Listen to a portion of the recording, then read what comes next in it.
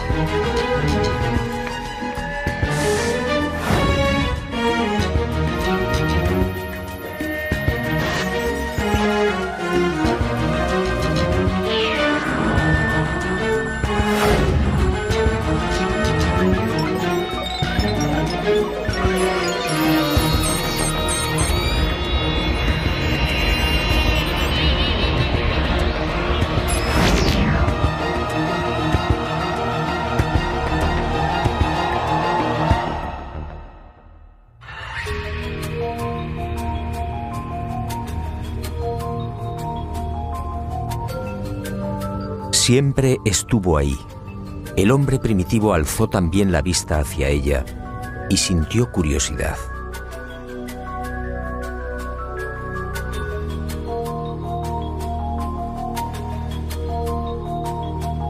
Después llegó el miedo y la luna fue adorada.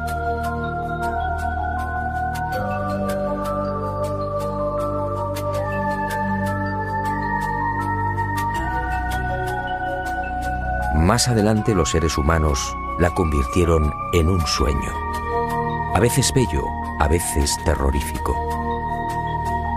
Y el satélite natural de la Tierra se convirtió en emblema de lo utópico, de lo inalcanzable.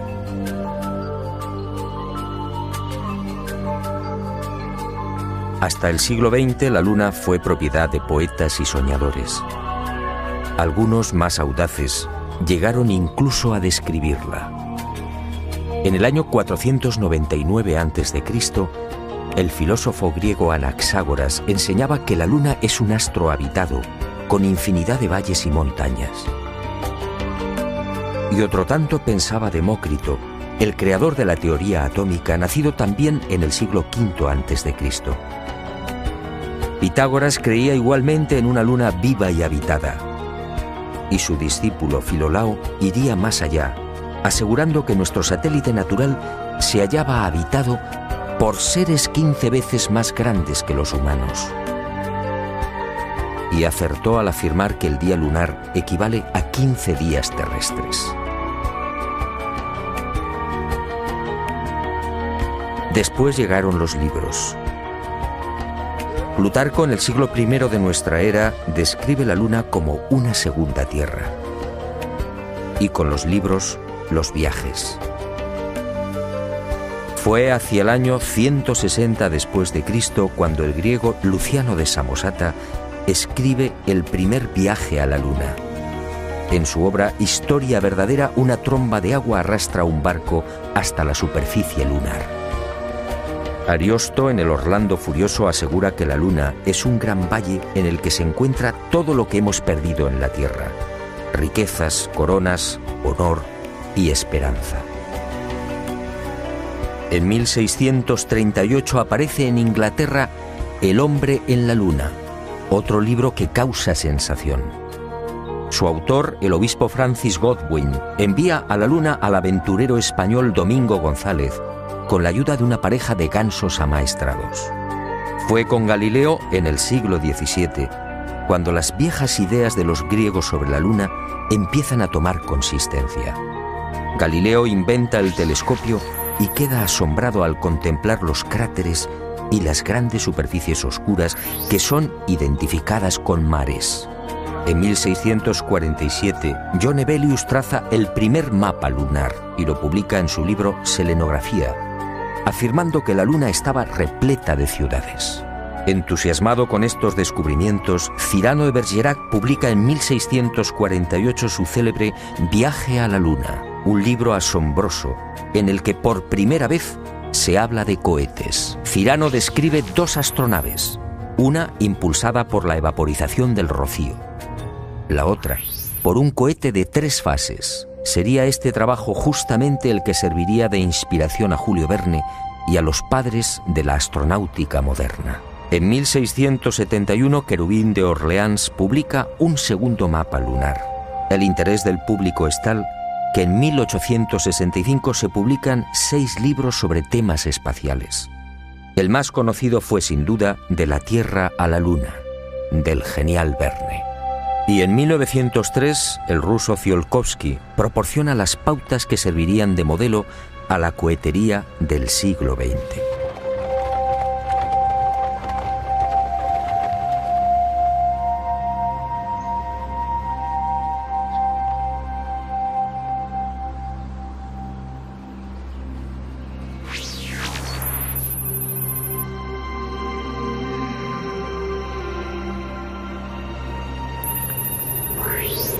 Antes de entrar de lleno en las claves de esta historia, permítame un apunte que guarda estrecha relación con lo que quiero contarle.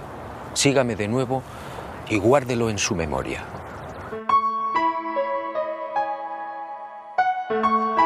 Además de esas viejas y románticas ideas sobre la Luna y de la literatura más o menos fantástica sobre los viajes a nuestro enigmático satélite natural, la historia de la humanidad aparece igualmente repleta de otros no menos misteriosos fenómenos registrados en la superficie lunar. En el verano de 1178, al poco de ponerse el sol, un grupo de monjes de la Catedral de Canterbury observó en el filo de la Luna un formidable resplandor acompañado de gigantescas llamaradas. En 1789, el astrónomo Schroeder contempló atónito una enorme zona iluminada en la llamada región de los Alpes lunares.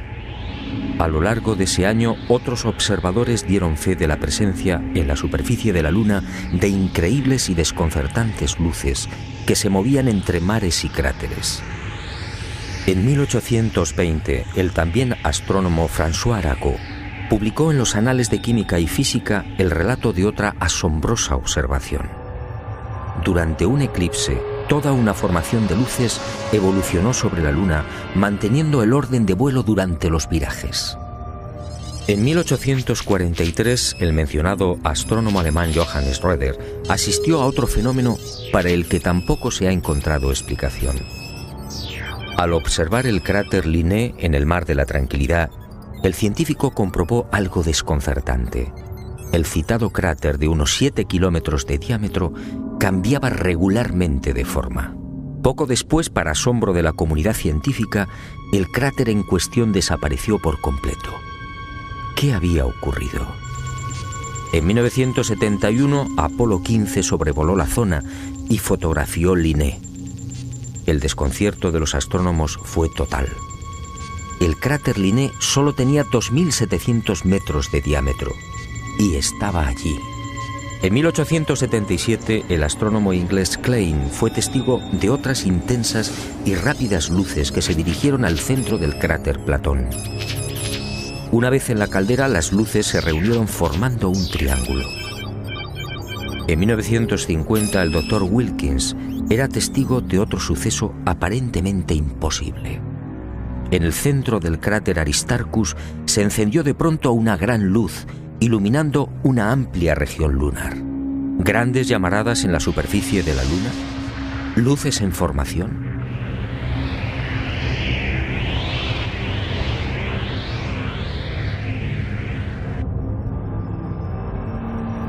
¿Qué estaba pasando en la Luna?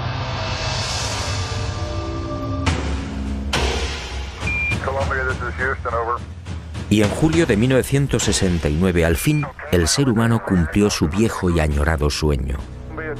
El Apolo 11 se posaba en el Mar de la Tranquilidad.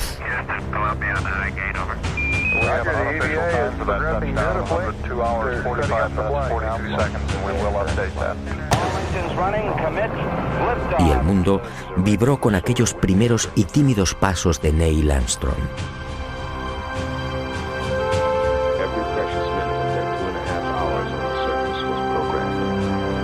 Pero el mundo, una vez más, fue engañado.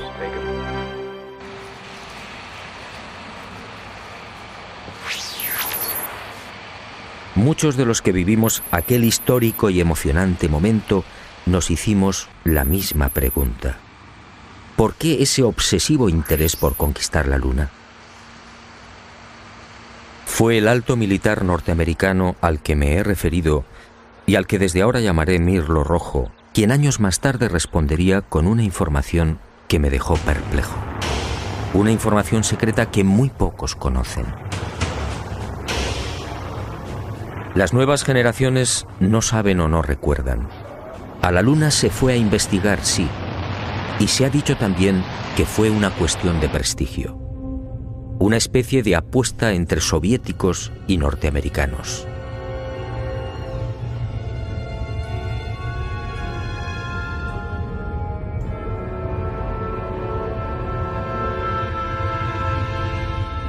Pero hubo algo más.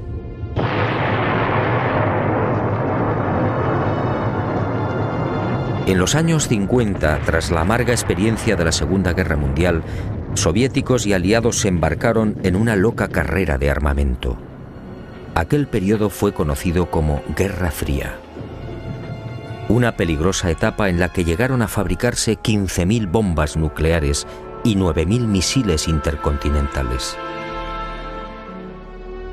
Y de pronto soviéticos y occidentales experimentaron un brusco giro. De la noche a la mañana, sin aparente justificación, la URSS sorprendió al mundo, situando en órbita el primer satélite artificial, el Sputnik. Era el 4 de octubre de 1957. Y armas nucleares y misiles intercontinentales quedaron en segundo plano. ¿Por qué? Y la opinión pública, atónita, asistió a otra sucesión de acontecimientos no menos desconcertante. Estados Unidos se enganchó también a la incipiente carrera espacial, manteniendo en la sombra su obsesión armamentística. Pero los soviéticos mantuvieron la delantera. Mientras los norteamericanos fallaban una y otra vez en los lanzamientos, el 12 de septiembre de 1959, el Lunik 2 ruso conseguía el primer impacto en la Luna. Poco después, el Lunik 3 enviaba las primeras imágenes de la cara oculta. Y el mundo siguió preguntándose, ¿qué ocurría? ¿Por qué este obsesivo interés por conquistar el espacio y sobre todo la Luna? Pero soviéticos y norteamericanos siguieron guardando silencio sobre sus auténticos intereses. Los humillados norteamericanos recibirían el golpe de gracia el 12 de abril de 1961. Ese día el cosmonauta Yuri Gagarin se convirtió en el primer ser humano que orbitaba la Tierra. Y el mundo, en especial la nación norteamericana, fue sorprendido de nuevo. 44 días después de la hazaña de Gagarin, el presidente Kennedy compareció ante el Congreso, comprometiéndose a lavar el honor del país. En aquella oportunidad, un Kennedy firme y sereno asombró al mundo.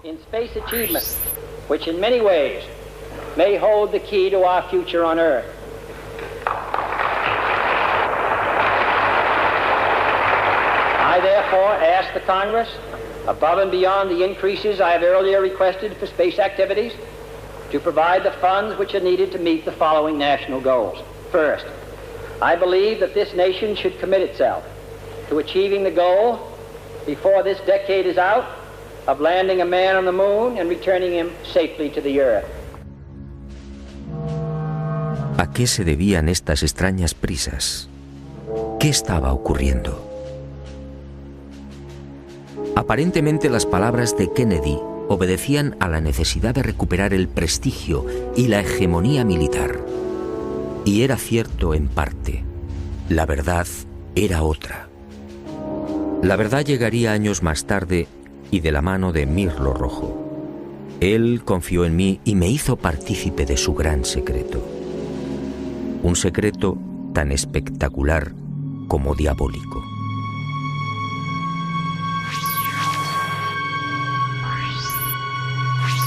Soviéticos y aliados mintieron a la hora de justificar aquella loca carrera espacial. Todo empezó en la década de los años 40.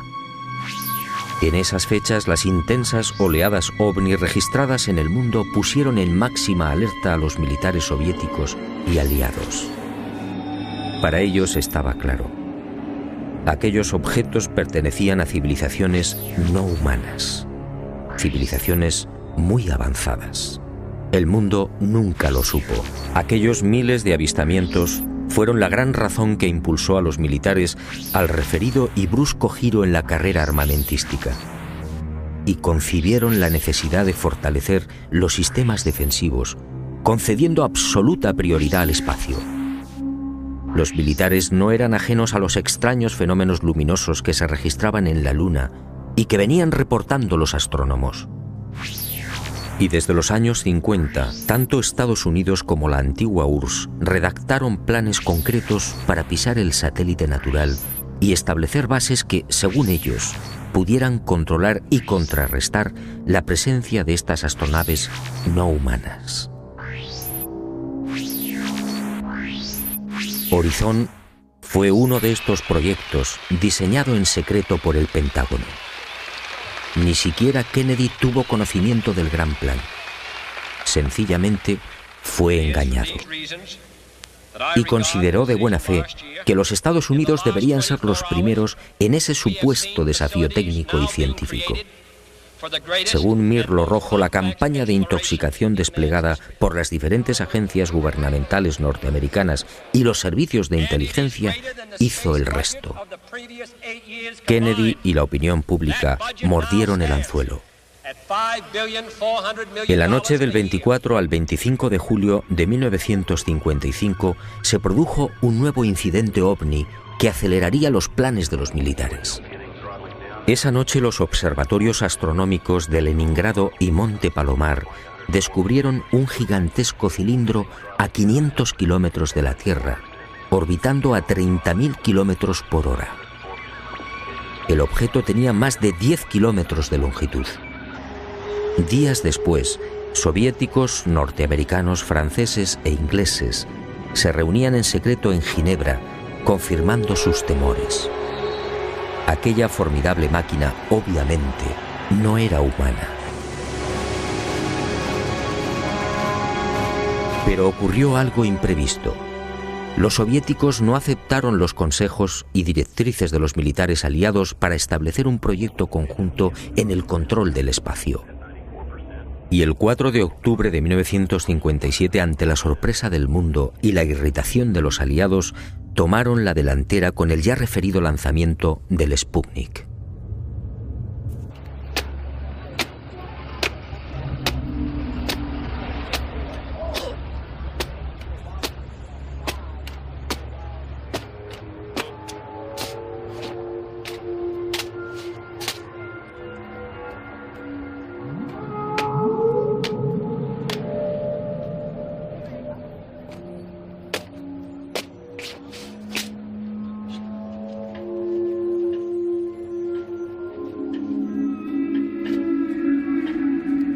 Y durante una década, entre 1957 y 1968, los militares norteamericanos y soviéticos fueron confirmando lo que ya sabían o imaginaban, y mucho más. En ese periodo fueron lanzadas más de 20 sondas automáticas que se estrellaron en la Luna o alunizaron suavemente.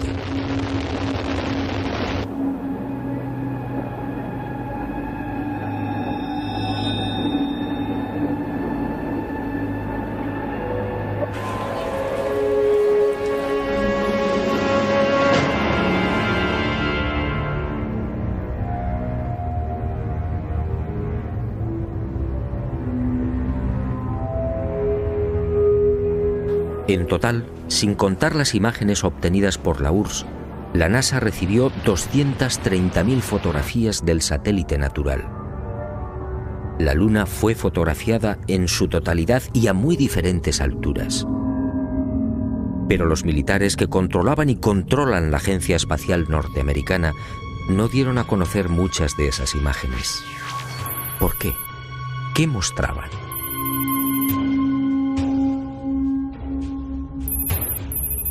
Cuando Mirlo Rojo me entregó algunas de estas fotografías, quedé desconcertado.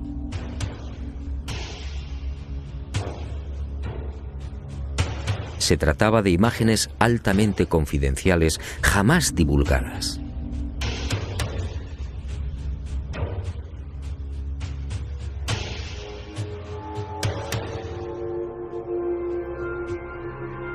En una de ellas, tomada por la sonda Orbiter 2 en noviembre de 1966, se aprecian dos muros o carreteras paralelos de 27 kilómetros de longitud.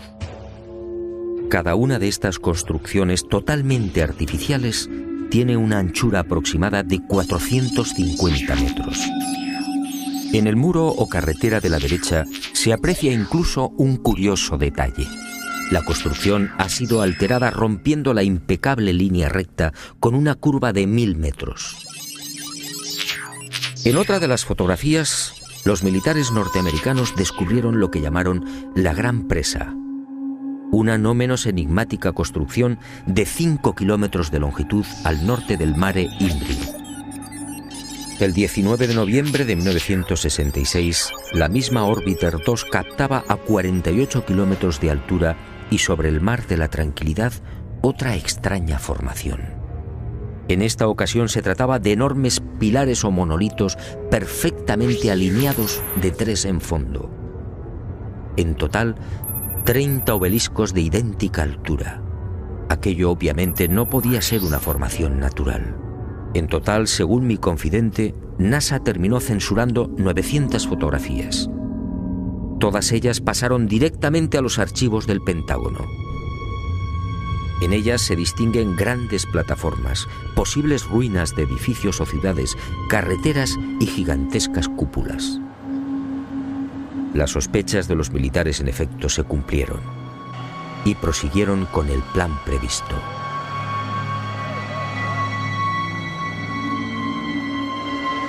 Civilinamente, los servicios de inteligencia militar norteamericanos se cubrieron las espaldas en previsión de una hipotética fuga de información.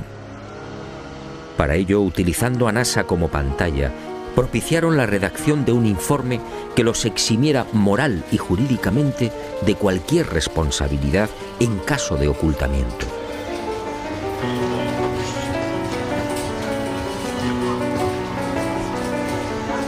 Este documento, conocido como Informe Brookings, redactado por prestigiosos científicos, sociólogos, políticos y economistas, fue presentado a la Cámara de Representantes e impreso en abril de 1961, curiosamente un mes antes del célebre discurso de Kennedy en el Congreso. Es decir, cuando NASA, la gran tapadera de los militares, estaba a punto de recibir luz verde y los necesarios dineros para el proyecto Apolo. En este informe, además de reconocer que la vida extraterrestre es una posibilidad real, se aconseja a NASA que no difunda los posibles hallazgos que pueda encontrar en la carrera espacial. En la página 215, en la sección titulada Implicaciones de un descubrimiento de vida extraterrestre, el documento señala que la exploración del espacio podría desembocar en el hallazgo de artefactos no humanos. En ese supuesto, continúa el informe Brookings, nuestra civilización se vería amenazada por un irremediable proceso de desintegración, tal y como ha sucedido en la Tierra, en otras épocas y con otros pueblos. Este documento, efectivamente, no deja en buen lugar a la supuesta democracia norteamericana. Hablemos claro. En el informe Brookings, sencillamente, se anima a NASA a ocultar información. Y eso fue lo que hicieron.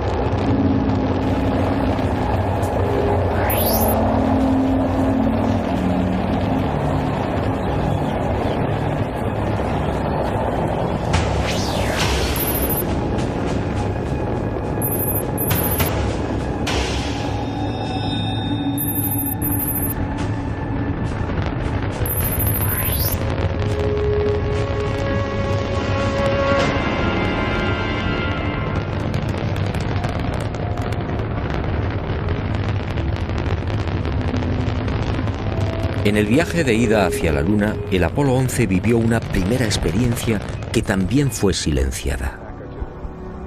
Cuando se hallaba a 200.000 kilómetros de la Tierra, un extraño y gigantesco objeto apareció en las proximidades de la nave.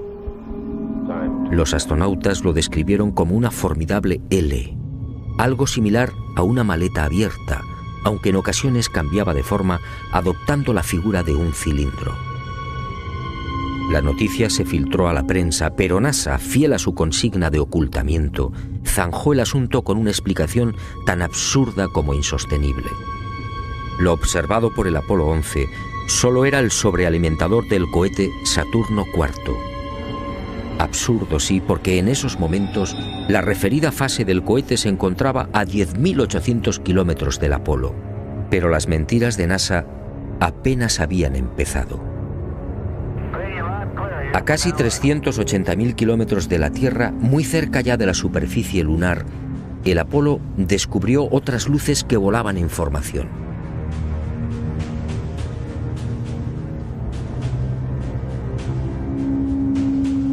Según Mirlo Rojo, aquellas luces parecían esperar al Apolo 11.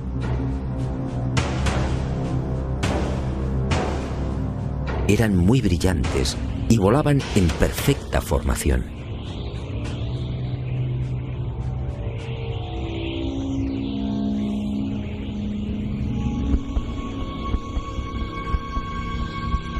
Poco después se alejaron a gran velocidad, desapareciendo hacia la superficie de la Luna.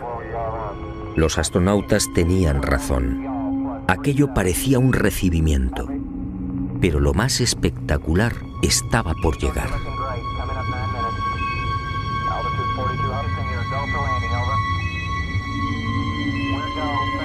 Armstrong y Aldrin descendieron finalmente. Su compañero Collins permaneció en órbita lunar a 110 kilómetros de altura.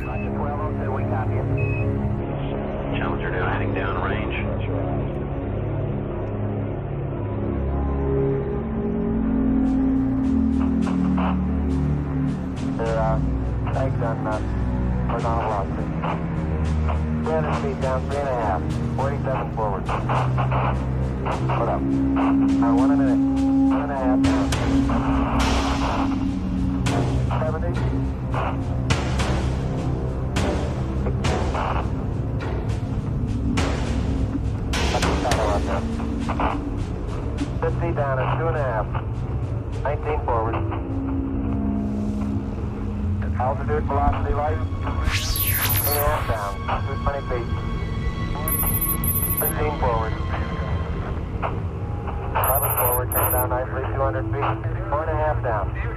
6.5 pounds. 6.5 down. 5.5 pounds. 9 forward.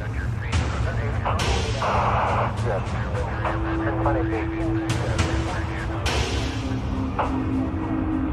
100 feet, 3.5 down, 9 forward. 5%. 185. 75 feet. That's looking good, down a half. 6 forward. Challenger now heading down range.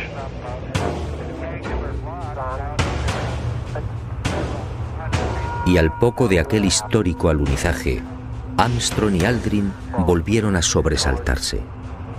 La frecuencia cardíaca se disparó hasta 150 y 160 latidos por minuto. Las palabras de Armstrong, atropelladas, dejaron perplejos a los técnicos de Houston.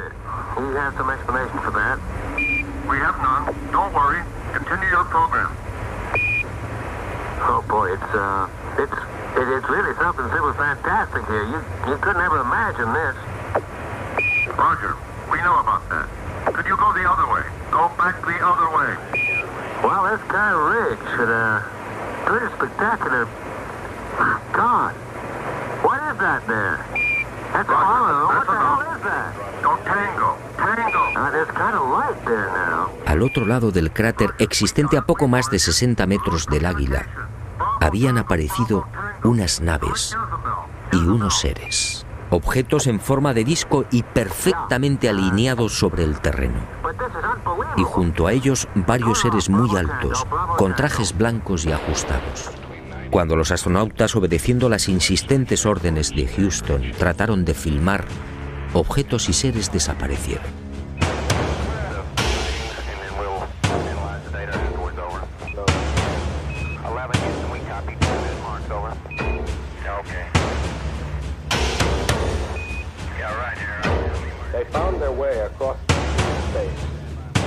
Y llegó el momento culminante, el verdadero objetivo de Apolo 11, la secreta razón que impulsó a los militares a conquistar la Luna.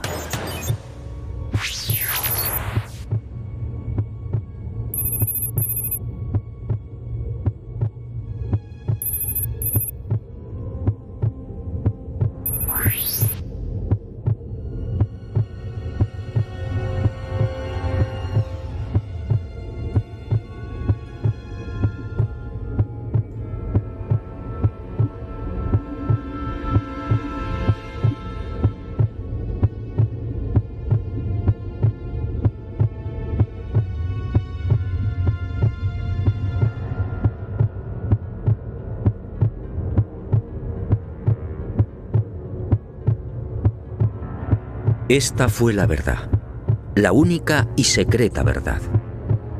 Aquel 21 de julio de 1969, Armstrong y Aldrin se alejaron escasos metros del módulo, filmando esta increíble construcción. Esta película de 14 minutos jamás fue difundida por NASA.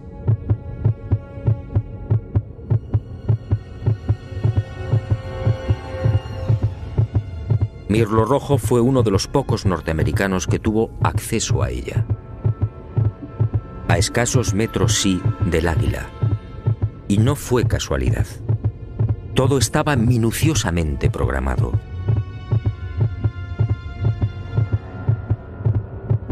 Estas misteriosas ruinas, como otras igualmente filmadas por los restantes Apolos, habían sido fotografiadas con anterioridad por las diferentes sondas automáticas. Una de ellas, la Surveyor 5, lanzada el 8 de septiembre de 1967, fue decisiva. Alunizó en el Mar de la Tranquilidad, muy cerca de esta construcción, enviando 19.000 fotografías.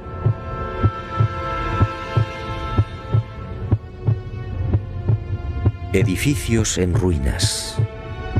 Edificios en la superficie de la Luna. Edificios aparentemente de una gran antigüedad. Pero, ¿quién los había levantado? Nosotros los humanos, obviamente no. Solo quedaba una respuesta. Esto era obra de una civilización no humana.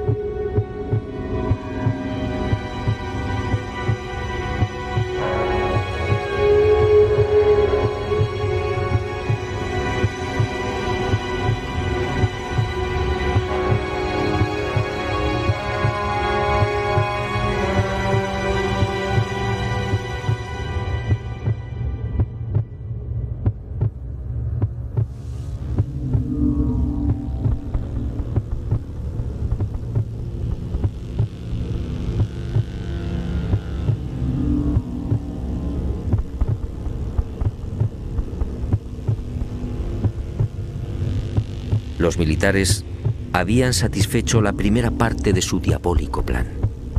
Ahora quedaba la segunda.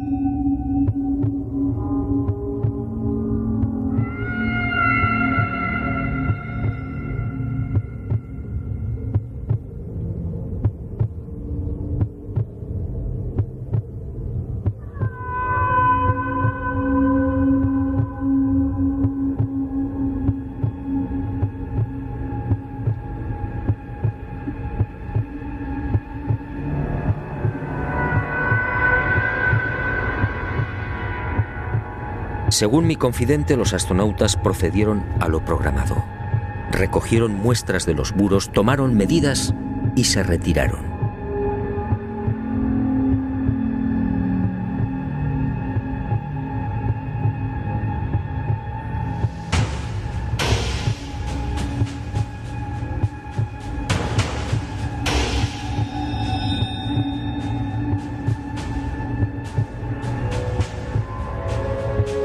La insólita construcción, muy parecida a un hangar, medía 60 metros de longitud con una altura máxima en los muros de 9 metros. Presentaba 12 huecos o ventanas y una especie de puerta frontal de 5 metros de fondo por 3 de altura. Según los análisis practicados en la Tierra, el material con el que había sido construido era similar al de la superficie lunar. Un 60% de los átomos era oxígeno, con un 0.01% del peso constituido por hidrógeno.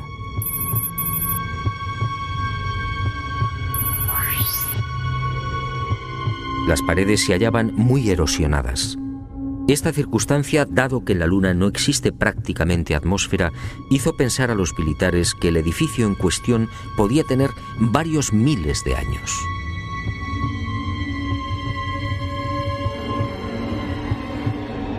La secreta excursión de Armstrong y Aldrin a este hangar y naturalmente los 14 minutos de película jamás fueron difundidos por NASA. Oficialmente no existen. Pero poco faltó para que la increíble aventura se filtrara a la opinión pública.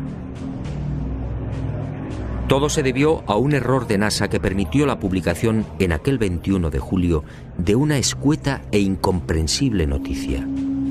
En un teletipo que dio la vuelta al mundo se afirmaba textualmente: el corazón del astronauta Neil Armstrong alcanzó las 160 pulsaciones por minuto al finalizar hoy su paseo lunar, mientras se hallaba trabajando en la dura operación del cargamento de muestras de rocas y suelo lunar. El hecho pasó prácticamente desapercibido, pero algunos con toda razón se preguntaron cómo era posible que Armstrong sufriera semejante aceleración cardíaca en el más que inofensivo y cómodo transporte de rocas lunares. En el delicado descenso del Águila, la frecuencia cardíaca de Armstrong llegó a 156 pulsaciones por minuto. Ahí sí estaba justificada la fuerte alteración del astronauta. En la carga de rocas, en cambio, no tenía sentido. Armstrong, de 39 años de edad, había llevado a cabo 78 misiones de combate en Corea. Había volado más de 200 modelos de aviones y tenía fama por su extraordinaria frialdad y nervios de acero. ¿Por qué iba a experimentar hasta 160 pulsaciones en la recogida de muestras lunares? La absurda noticia divulgada por Charles Berry, médico de los astronautas, no tuvo en cuenta además otro pequeño gran detalle que invalidó la forzada explicación oficial. Durante las 3 horas que duró el paseo lunar, Armstrong y Aldrin recogieron un total de 25 kilos de rocas. Dado que en la superficie de la Luna existe una gravedad 6 veces menor que la de la Tierra, el peso real de las rocas fue de 4 kilos. 4 kilos repartidos entre 2 astronautas y en diferentes momentos de la excursión lunar. La versión de NASA efectivamente no era creíble.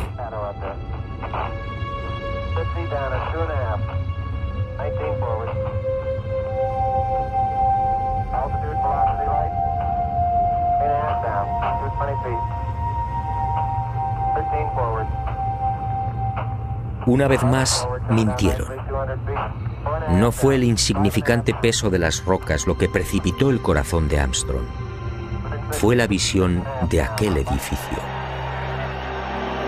A pesar de su excelente preparación física y mental, el astronauta, consciente de la trascendencia de lo que tenía delante, no pudo evitar la lógica e intensa emoción. Y otro tanto sucedió con Aldrin. Pero la frecuencia cardíaca de este último no fue registrada porque los circuitos electrónicos del traje espacial no se hallaban conectados a la consola que recibía la información biomédica.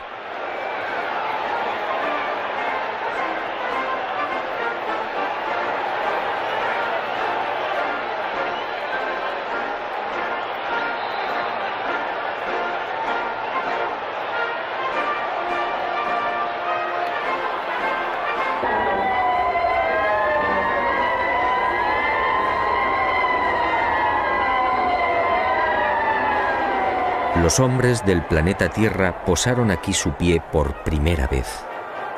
Julio de 1969. Hemos venido en son de paz, en nombre de toda la humanidad. Así reza el texto de la placa dejada por Apolo 11 en una de las patas del Águila, el módulo lunar que supuestamente todavía sigue en la Luna. ¿En son de paz?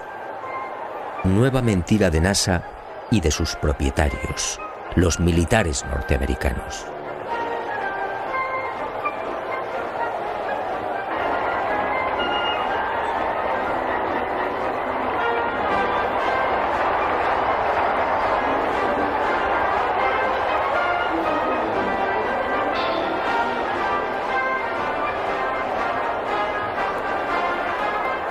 Mirlo Rojo fue contundente.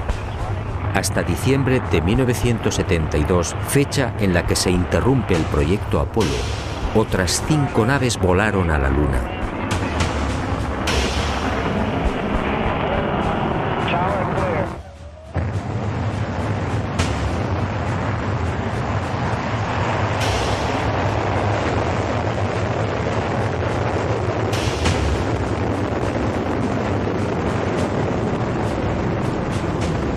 Y volvieron a filmar construcciones. Después, esas edificaciones fueron bombardeadas y destruidas. Y existe la fundada sospecha de que Estados Unidos utilizó armas tácticas nucleares contaminando la Luna.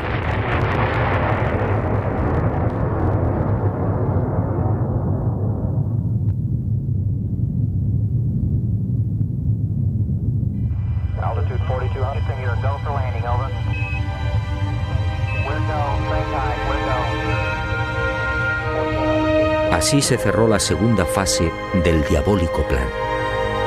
Los militares norteamericanos no lo consintieron. Esas estructuras podían provocar el caos en la Tierra. Eso dijeron.